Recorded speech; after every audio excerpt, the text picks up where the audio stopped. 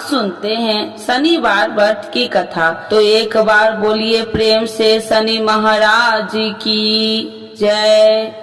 एक समय की बात है, सभी नवग्रह सूर्य, चंद्रमा, मंगल, बुध, बृहस्पति, शुक्र, शनि, राहु और केतु में विवाद छिड़ गया।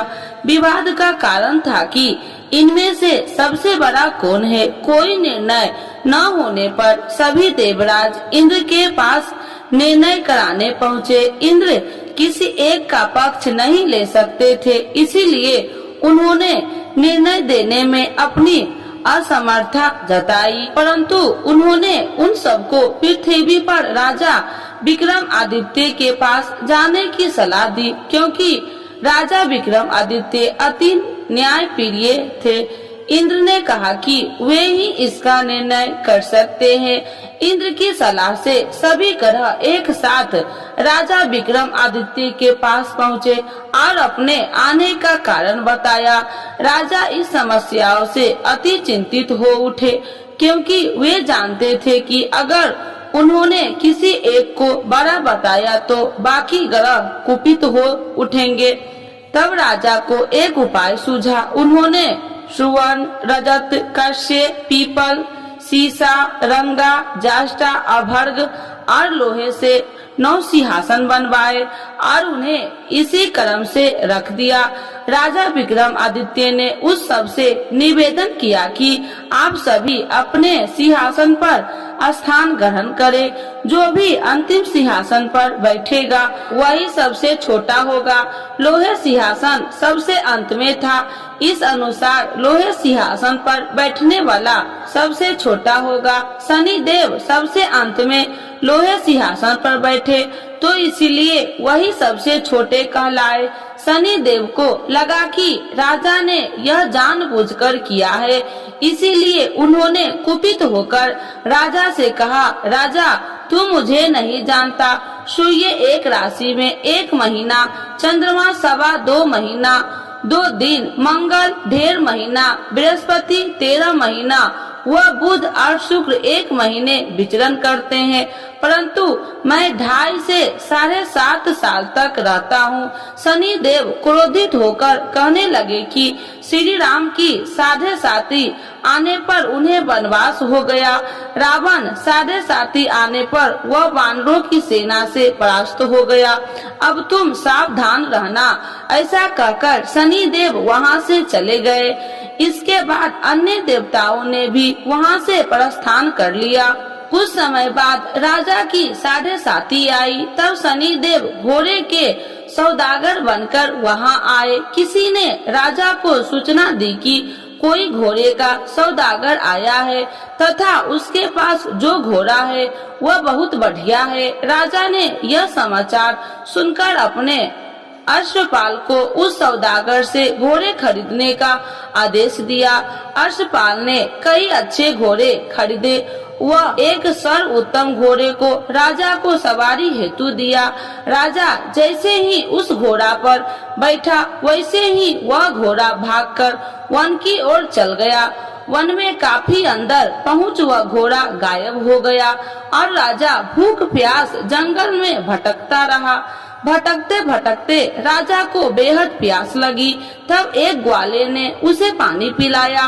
राजा ने प्रसन्न होकर उसे अपनी अंगूठी दे दी। वह अंगूठी देकर राजा आगे चल दिया और एक नगर में पहुंचा। वहां उसने अपना नाम उज्जैनी निवासी बिका बताया। वहां एक सेठ की दुकान से उसने जल इत्यादि पिया और कुछ विश्राम भी किया।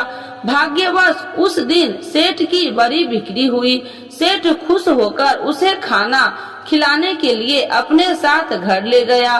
वहां उसने एक खूंटी देखी जिस पर एक हार टंगा था। राजा ने देखा कि खूंटी उस हार को निगल रही है और थोड़ी देर में पूरा हार गायब हो गया। सेठ ने समझा कि बीका ने हार चुरा लिया। उसने बीका को कोतवाल के पास पकड़वा दिया। फिर राजा ने भी उसे चोर समझकर उसके हाथ और पैर काट दिए। वह चैरंगिया बन गया और नगर के बाहर फिकवा दिया गया। वहाँ से एक तेली निकल रहा था। उसे राजा पर दया आई और उसने बीका को अपनी गाड़ी में बैठा लिया। वह अपनी जीभ से बैल को हाँकने लगा।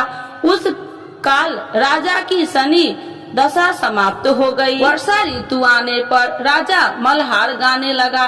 तब वह जिस नगर में था वहाँ की राजकुमारी मनभावनी को वह इतना भाया कि उसने मन ही मन प्रण कर लिया कि वह उस राग गाने वाले से ही विवाह करेगी। उसने दासी को राग गाने वाले को ढूंढने के लिए भेजी। दासी ने बताया कि वह एक चौरंगिया है, परंतु राजकुमारी न मानी।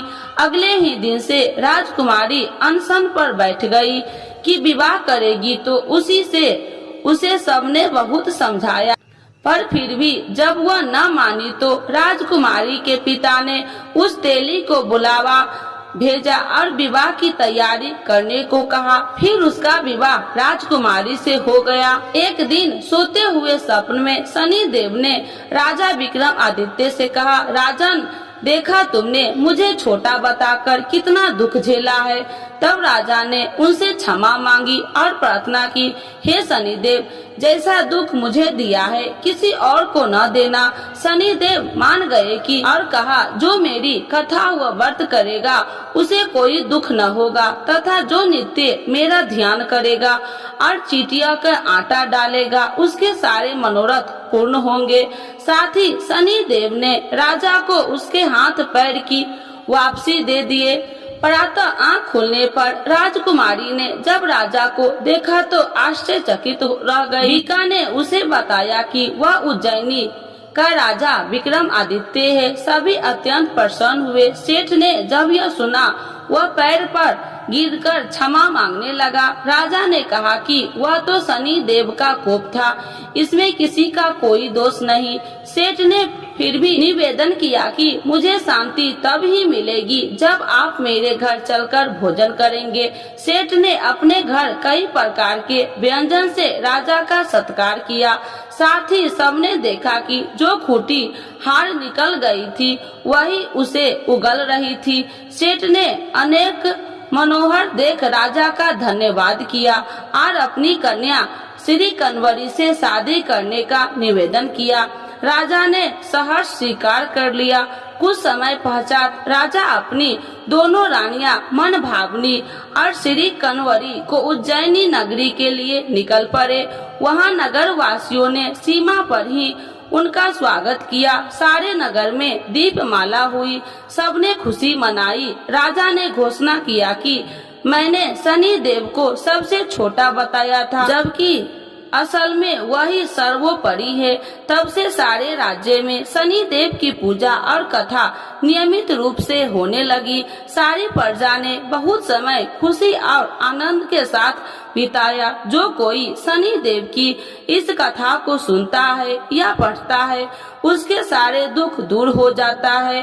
तो एक बार बोलिए प्रेम से शनि महाराज की जय। आरती श्री शनि देव की जय। जय श्री शनि देव भक्तन हितकारी, सूरज के पुत्र प्रभु छाया महतारी।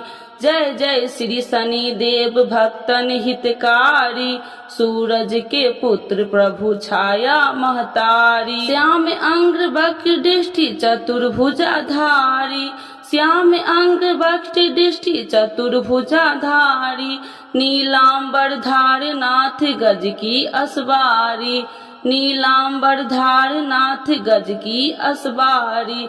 जय जय श्री शनि देव भक्तन हितकारी, सूरज के पुत्र प्रभु छाया महतारी। क्रीट मुकुट शीश सहज दीपत है लीलारी, क्रीट मुकुट शीश सहज दीपत है लीलारी।